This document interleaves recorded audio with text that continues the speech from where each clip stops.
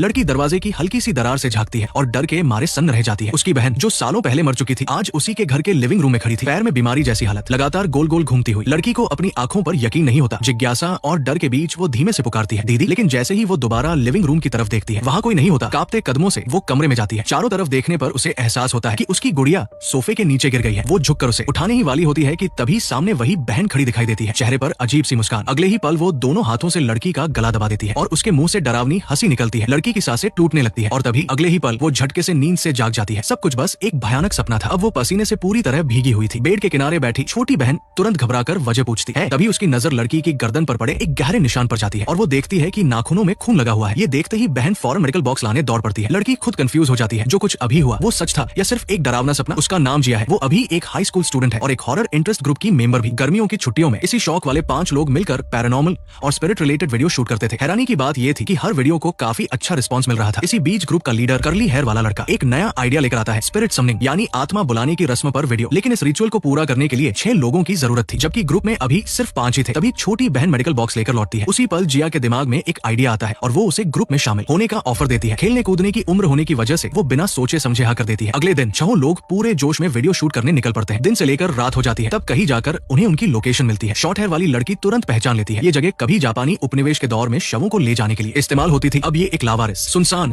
और जर्जर इमारत बन चुकी थी। बिना ज्यादा सोचे 6 लोग एक एक करके उस खंडहर में दाखिल हो जाते हैं। इमारत के अंदर का माहौल बेहद डरावना और रहस्यमय था। पैरानॉर्मल वीडियो शूट करने के लिए बिल्कुल परफेक्ट। तभी बेसबॉल जैकेट पहने लड़के की नजर दीवार पर बने एक पेंटाग्राम पर पड़ती है। वो तुरंत बाकी सभी को बुलाता है। लीडर बताता है कि यही 5 नुकीला चिन्ह आत्मा बुलाने की रस्म के लिए एकदम सही रिचुअल सर्कल बन सकता है। ऐसा लगने लगता है जैसे ये जगह खास तौर पर उन्हीं के लिए बनी हो। उसे पूरा यकीन होता है कि ये वीडियो कुछ बड़ा करने वाला है। इसके बाद सभी आसपास का एरिया चेक करने लगते हैं। जैसे ही एक कमरे का दरवाजा खोला जाता है, तेज सड़ांध की बदबू सीधा मुंह पर पड़ती है। बदबू इतनी ज्यादा होती है कि कुछ पल के लिए सब शूट छोड़ने का सोचते हैं, लेकिन इससे बेहतर लोकेशन मिलना मुश्किल था। इसलिए 6 हिम्मत जुटाकर अंदर चले जाते हैं। अंदर का नजारा और भी डरावना था। कई मोटे पत्थर के खंभे जिन पर भारी लोहे की जंजीरें बंधी हुई थी, सन्नाटा और अजीब सी हवा सबके रोंगटे खड़े कर देती है। हैरानी की बात यह थी कि सालों से उजाड़ पड़ी इस जगह पर अब भी बिजली थी। जैसे ही लाइट जलती है, सबकी नजर खंभों के बीच बने एक पानी के कुंड पर जाती है, लेकिन उसमें भरा पानी काला था। लीडर बताता है कि यही पानी रस्म के लिए इस्तेमाल किया जा सकता है। उसके मुताबिक काला पानी आत्माओं को भागने से रोकता है। कहा जाता है कि पुराने दौर में यहाँ के सारे जलभूत नालियों के जरिए इसी जगह इकट्ठा होते थे और इस कुंड में अनगिनत भटकी हुई आत्माएं कैद है। ये सब सुनते ही लड़कियों के पूरे शरीर में सिहरन दौड़ जाती है, लेकिन उन्हें ठीक यही चाहिए था, डर, सन्नाटा और वो माहौल जो कैमरे में उतर सके। इसके बाद सभी तुरंत शूटिंग में लग जाते हैं। लीडर पहले से तैयार किया हुआ बैलों का खून पानी के कुंड के चारों ओर डालता है, जिससे जमीन पर एक 5 नुकीला चिन्ह बन जाता है। यही दैत्य को बुलाने का रिचुअल माना जाता है। जब वीडियो पूरा हो जाता है और सब वापस जाने की तैयारी करते हैं, तभी जिया अचानक एक सुझाव देती है, क्यों न एक असली कर लिया जाए। असल में सबका मकसद सिर्फ वीडियो बनाकर अटेंशन लेना था। किसी ने भी सच में रस्म करने का नहीं सोचा था, लेकिन जिया का मानना था कि अगर करना है तो पूरा किया जाए, तभी वीडियो ज्यादा रियल और बिलीवेबल लगेगा। मगर दिक्कत ये थी कि इस रस्म में किसी एक को दैत्य के लिए होस्ट बनना पड़ता। ये सुनकर सब डर जाते हैं। कोई भी मुसीबत मोल नहीं लेना चाहता। तभी उसकी छोटी बहन बिना झिझक आगे आती है। नया जोश, कोई डर नहीं, वो खुद इस काम के लिए तैयार हो जाती है। ये सुनते ही बाकी सब राहत की सांस लेते हैं। जब कोई खुद आगे आ रहा हो तो फिर सब भी असली रस्म करने पर राजी हो जाते हैं। जल्द ही रिचुअल की तैयारी शुरू होती है। जिया एक खंजर उठाकर अपनी हथेली पर हल्का सा कट लगाती है और अपना खून जमीन पर पड़े बैलों के खून में मिला देती है। इसके बाद लीडर सबको कागज और पेन देता है और कहता है कि जो भी सवाल मन में हो उसे लिख लो, क्योंकि अगर सफल हुई तो वो उन सवालों के जवाब देगा। सबके लिख लेने के बाद जिया अपनी टखने की पायल निकालकर बहन के पैर में बांध देती है और यहीं से माहौल सच में डरावना होने लगता है। वो कहती है कि ये पायल पहनने से वो सुरक्षित रहेगी। पहली बार बहन से गिफ्ट पाकर छोटी बहन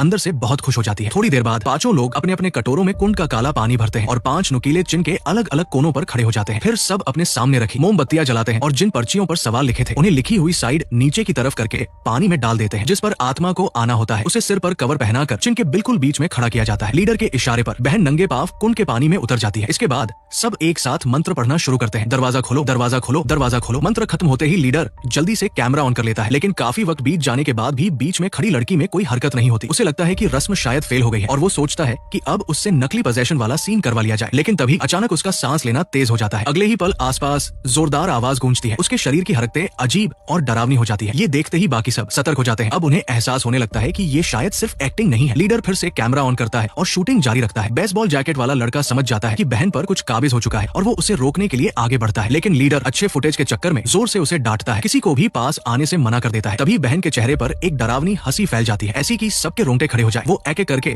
सबकी तरफ उंगली से इशारा करती है। उसी पल उनके कटोरों में पड़े कागजों पर लिखे सवालों के जवाब धीरे धीरे उभरने लगते हैं। हर कोई अपना जवाब देखकर सन्न रह जाता है। किसी के चेहरे पर डर है, किसी पर हैरानी, हर एक्सप्रेशन कुछ कह रहा होता है। जैसे ही सारे जवाब सामने आ जाते हैं वो फिर से अजीब हरकतें करने लगती है और तभी अचानक एक तेज ठंडी हवा चलती है। एक ही झटके में सारी मोमबत्तियां बुझ जाती है। चारों तरफ अचानक घुप अंधेरा छा जाता है। हल्की सी रोशनी में जिया देखती है कि उसकी बहन कुंड के अंदर लगातार गोल गोल घूम रही है, बिल्कुल वैसा ही जैसा उसने सपने में अपनी मरी हुई बहन को लिविंग रूम में घूमते देखा था। अब उसकी हरकतें और भी ज्यादा डरावनी हो जाती है। बेसबॉल जैकेट वाला लड़का अब शूटिंग की परवाह नहीं करता और तुरंत आगे बढ़कर उसे रोकने की कोशिश करता है। जैसे ही उसके सिर से कवर हटाया जाता है वो बेहोश होकर गिर पड़ती है। हालात बेहद गंभीर हो चुके होते हैं। फ्रिंज वाली लड़की पुलिस को कॉल करने का फैसला करती है, लेकिन यहाँ कोई नेटवर्क नहीं मिलता और हालात तब और बिगड़ जाते हैं जब उन्हें एहसास होता है कि कमरे का दरवाजा भी नहीं खुल रहा। वो पूरी ताकत से दरवाजे को धक्का देते हैं, लेकिन कोई असर नहीं होता। बेसबॉल बैट से हैंडल पर लगातार वार किए जाते हैं, हैंडल टूटकर गिर जाता है, फिर भी दरवाजा नहीं खुलता। अब तक जो सबसे ज्यादा एक्साइटेड था वही सबसे ज्यादा डर में डूब जाता है। इसी बीच शॉर्ट हेयर वाली लड़की को अपने आसपास किसी अजीब सी आवाज का एहसास होता है। ऐसी आवाज जो उन सबकी नहीं लगती। वो ऊपर की तरफ देखती है, लेकिन जो कुछ वहाँ दिखाई देता है उसे सिर्फ वही देख पाती है। बाकी किसी को भी अंदाजा नहीं होता कि उसके साथ अभी क्या गुजरा है। तभी अचानक मोबाइल में नेटवर्क वापस आ जाता है। जैसे ही पुलिस को कॉल करने की कोशिश होती है, सिग्नल फिर से कट जाता है। सब अभी इसी उलझन में होते हैं कि अचानक शॉर्ट हेयर वाली लड़की उनके सामने डरावनी हंसी हंसने लगती है। माहौल एकदम सन हो जाता है। बेसबॉल जैकेट वाला लड़का हैरानी में उसकी तरफ बढ़ता है और पूछता है कि उसे क्या हो गया है, लेकिन हालात तब और बिगड़ जाते हैं जब वो और जिया मिलकर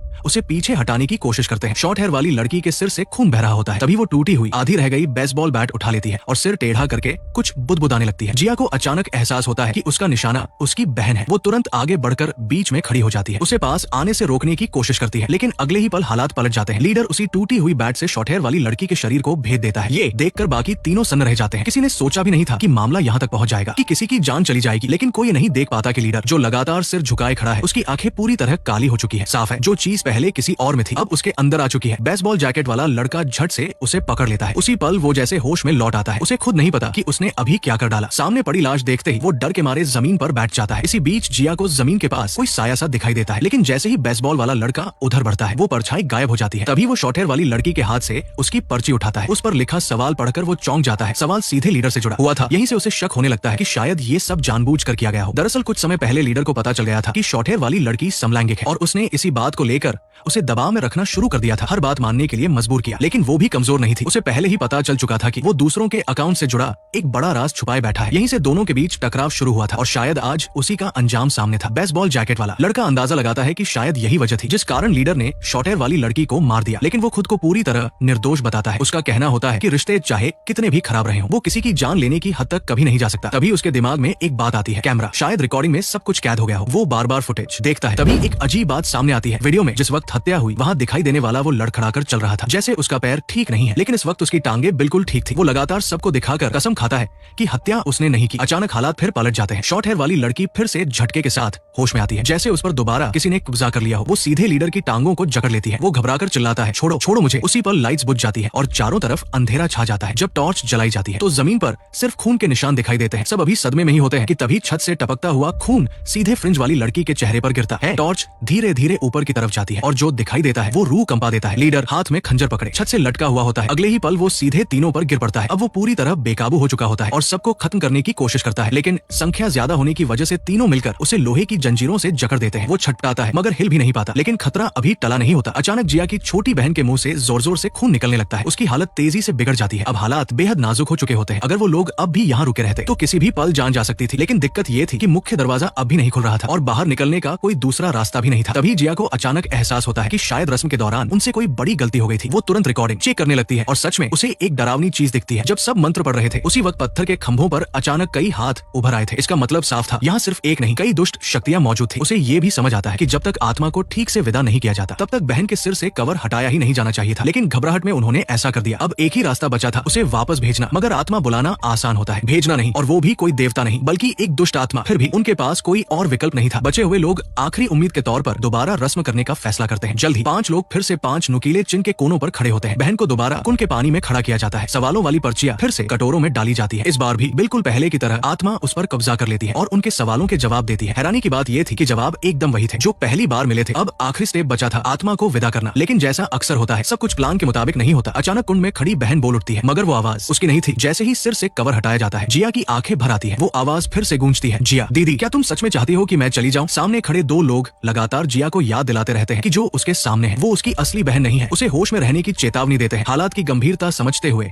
जिया खुद को संभाल लेती है। वो भावनाओं में नहीं बहती और बाकी दोनों के साथ मिलकर आत्मा को विदा करने का मंत्र पढ़ना शुरू कर देती है। कुछ ही देर में रस्म पूरी हो जाती है। ऐसा लगता है जैसे वो दुष्ट शक्ति सच में चली गई हो। तीनों राहत की सांस लेते हैं। उसी पल मोबाइल में नेटवर्क भी वापस आ जाता है। बेसबॉल जैकेट वाला लड़का तुरंत पुलिस को कॉल करता है और लोकेशन लोकेशन बता देता है। सामने से जवाब मिलता है कि पुलिस तुरंत रवाना हो रही है, लेकिन कॉल कटने से ठीक पहले दूसरी तरफ से उसे उसके नाम से पुकारा जाता है। वो चौंक जाता है, उसने तो अपना नाम कभी बताया ही नहीं था। फिर पुलिस को उसका नाम कैसे पता चला? हालांकि वो ज्यादा नहीं सोचता, उसके लिए बस इतना काफी था कि अब कोई उन्हें बचाने आ रहा है। तीनों वहीं बैठकर थोड़ा आराम करने का फैसला करते हैं। वो जिया के पास जाकर बैठ जाता है। मन में डर था, अगर जिंदा बाहर न निकल पाए तो कुछ बातें हमेशा अनकही रह जाएंगी। हिम्मत जुटाकर वो अपने फोन में अपनी दिल की बात लिखता है और उसे दिखा देता है। हैरानी की बात ये होती है कि जिया भी बिल्कुल यही महसूस कर रही थी। दोनों एक दूसरे की आंखों में देखते हैं और बिना कुछ कहे अपने प्यार का इजहार कर देते हैं। बेसबॉल जैकेट वाले लड़के से चुपचाप प्यार करने वाली फ्रिंज वाली लड़की को जब उनके रिश्ते के बारे में पता चलता है तो उसकी आंखों से दुख के आंसू बहने लगते हैं। तभी अचानक मोमबत्तियां एक बार फिर बुझ जाती है। जब रोशनी दोबारा जलती है तो सामने का नजारा सबको सन कर देता है। लीडर खून से लथपथ जमीन पर पड़ा होता है। ये साफ हो जाता है कि दुष्ट शक्ति अभी पूरी तरह गई नहीं है। तीनों मिलकर फिर से रिकॉर्डिंग देखते हैं। तभी सच्चाई सामने आती है। जिया की बहन ने उसके शरीर से बंधी लोहे की जंजीरें खोल दी थी। इसके बाद उसने खंजर से खुद का गला काट लिया। वीडियो खत्म होते ही फ्रिंज वाली लड़की टूट जाती है और जोर जोर से रोने लगती है। वो दरवाजे की तरफ भागती है और पूरी ताकत से पीटने लगती है। इस वक्त वो किसी भी हाल में वहाँ से निकलना चाहती थी, लेकिन दुष्ट शक्ति उन्हें इतनी आसानी से कैसे छोड़ देती। अगले ही पल उस पर भी काबू पा लिया जाता है। वो बेकाबू होकर कुंड की तरफ बढ़ती है। दोनों बाकी लोग पूरी ताकत लगाकर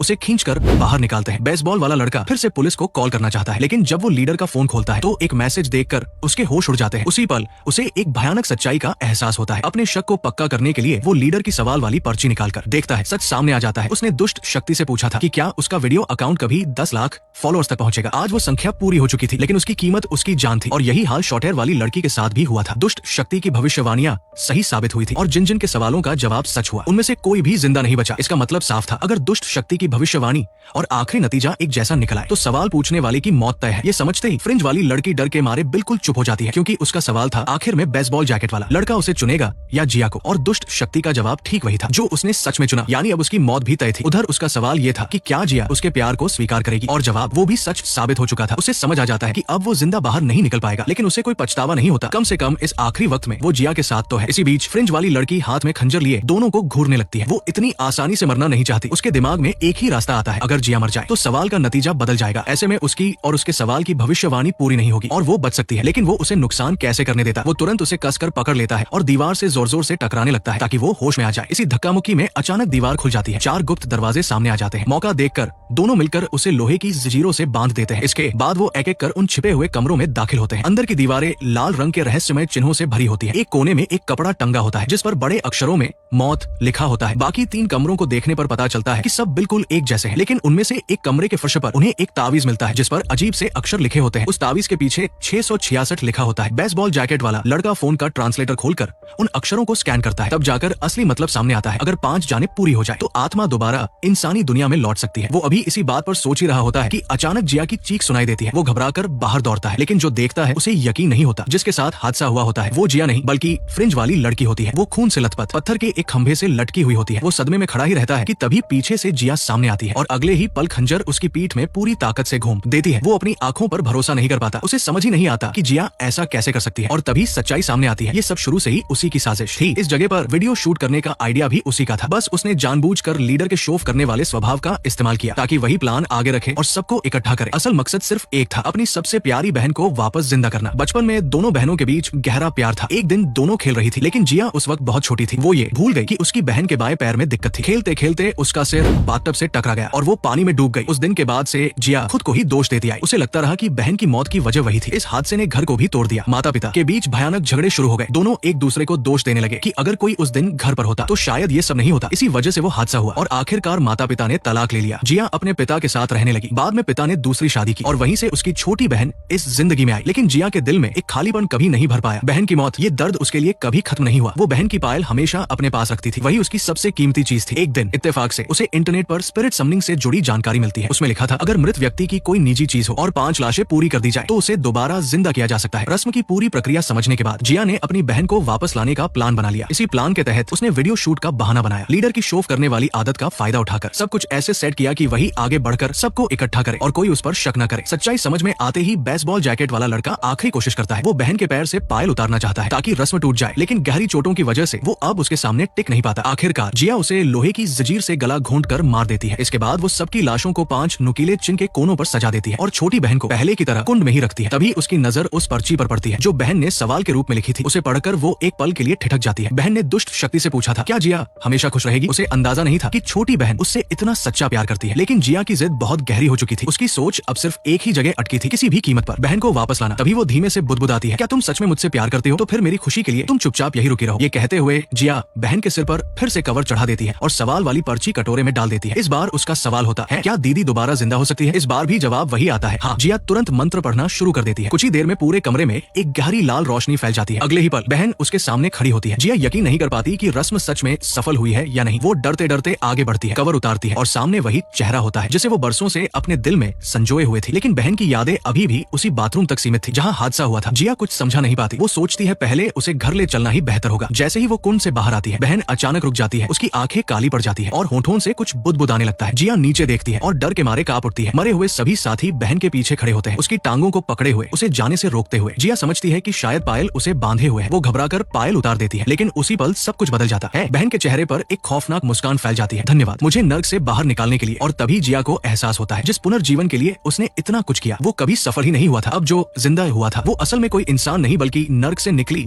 एक दुष्ट आत्मा थी। उसने मौके का फायदा उठाकर छोटी बहन के शरीर पर कब्जा कर लिया और बहन का रूप धर लिया। सच्चाई समझने से पहले ही वो आत्मा जिया की गर्दन को कसकर जकड़ लेती है। जिया कुछ कर पाती उससे पहले ही उसे एक दूसरे आयाम में कैद कर दिया जाता है, ऐसी जगह जहाँ से निकलने का कोई रास्ता नहीं होता। आखिरकार इंटरनेट पर फैली झूठी और खतरनाक विद्या पर भरोसा करने की कीमत उसे बेहद भारी पड़ती है। उसने न सिर्फ अपने साथियों की जान ली बल्कि अंत में खुद भी उसी अंजाम तक पहुंच गई जो वो बहन को वापस लाने के लिए कर रही थी। वो असल में नर्क के लिए एक दरवाजा खोलना था और उस दरवाजे से निकलकर आया अंधेरा सब कुछ निकल गया।